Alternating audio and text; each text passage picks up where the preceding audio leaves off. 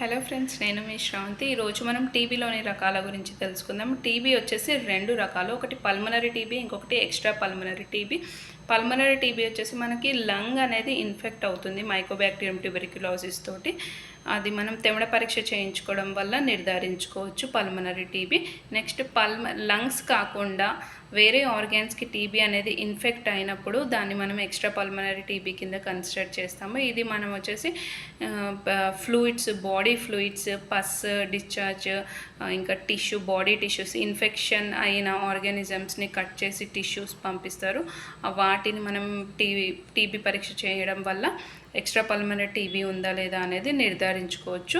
ఇవి కామన్గా వచ్చేసి మనకి TB meningitis, abdominal TB, joint TB, bone TB, spinal cord, pericardium fluids, peritoneal fluids, ఇలా మనకి బాడీ ఫ్లూయిడ్స్ అనేవి ఎక్స్ట్రా పల్మనరీ టీబీ నిర్ధారించడానికి పరీక్ష అనేది చేస్తూ ఉంటాము. Thank you.